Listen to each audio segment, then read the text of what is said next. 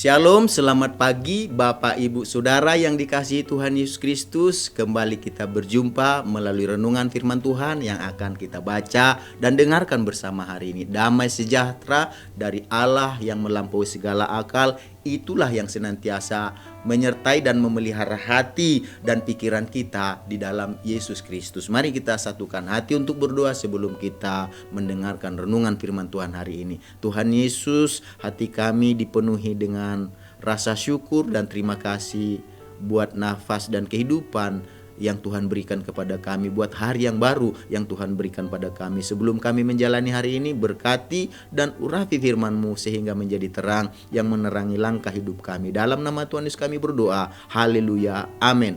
Firman Tuhan yang akan kita baca dengarkan hari ini tertulis dalam 1 Korintus pasal 16 ayat yang ke-14. Demikian firman Tuhan, lakukanlah segala pekerjaanmu dalam kasih. Ayat ini begitu singkat, tetapi ini merupakan ajakan bagi kita. Dikatakan tadi dengan jelas, lakukanlah segala pekerjaanmu dalam kasih. Dari ayat yang kita baca dan dengarkan hari ini, kita akan berbicara tentang bekerja dalam kasih. Bekerja dalam kasih berarti melakukan sesuatu pekerjaan atau perbuatan karena dorongan kasih. Tidak bisa dipungkiri, tidak dapat dipungkiri bahwa selama kita hidup di dunia ini, kita pasti melakukan berbagai pekerjaan yang kita sebut aktivitas kita. Berbagai aktivitas pekerjaan kita lakukan, dan kalau kita melakukannya dikatakan oleh firman Tuhan hari ini, mari kita melakukannya dikatakan dalam kasih. Firman Tuhan hari ini bukankah mengajak kita dengan berkata, lakukanlah segala pekerjaanmu dalam kasih. Perkataan ini merupakan sebuah kalimat perintah, seruan supaya kita melakukannya, supaya kita mengerjakannya. Karena tanpa sadar atau tidak sadar, kita ini setiap hari pasti melakukan kegiatan.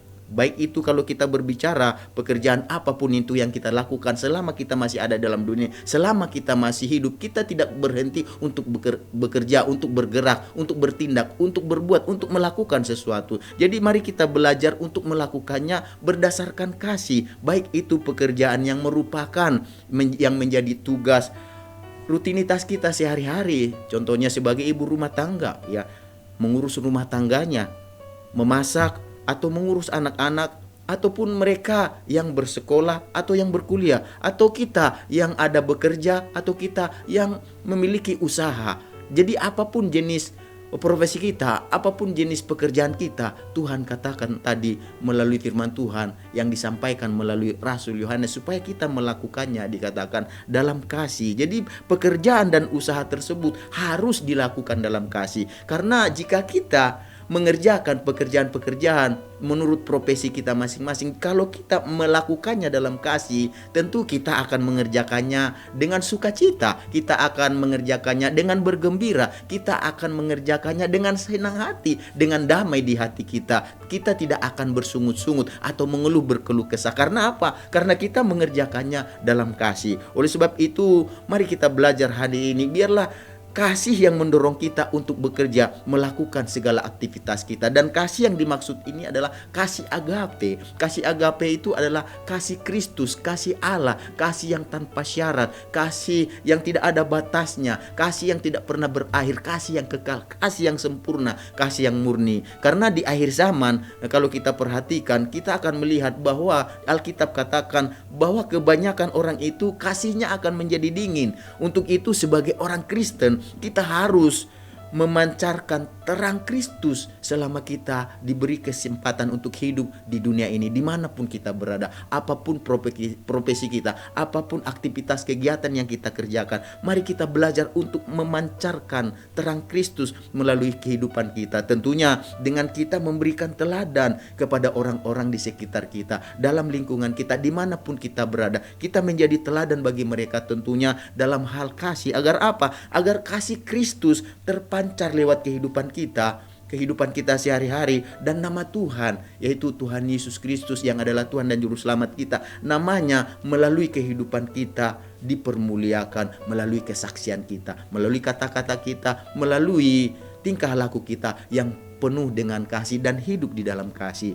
Jika kita baca Di dalam kitab Wahyu pasal yang kedua ayat yang keempat, di sana dikatakan bahwa Tuhan memperingatkan kepada jemaat di Efesus karena mereka telah meninggalkan kasih yang semula. Tuhan menginginkan agar kasih itu, kasih kita kepada Tuhan itu dikatakan terus dan terus terjadi, yaitu kalau kita istilahkan konsisten. Dia mau supaya kasih itu terus menerus, yaitu konsisten, dan kian lama kasih itu kian besar, kian terang, ya kian bersinar, sehingga hidup kita menjadi berkat bagi semua orang dimanapun kita berada. Dan untuk itulah Tuhan memanggil kita. Jadi Bapak Ibu Saudara yang dikasihi Tuhan Yesus Kristus, marilah kita belajar untuk melakukan segala sesuatu di dalam kasih.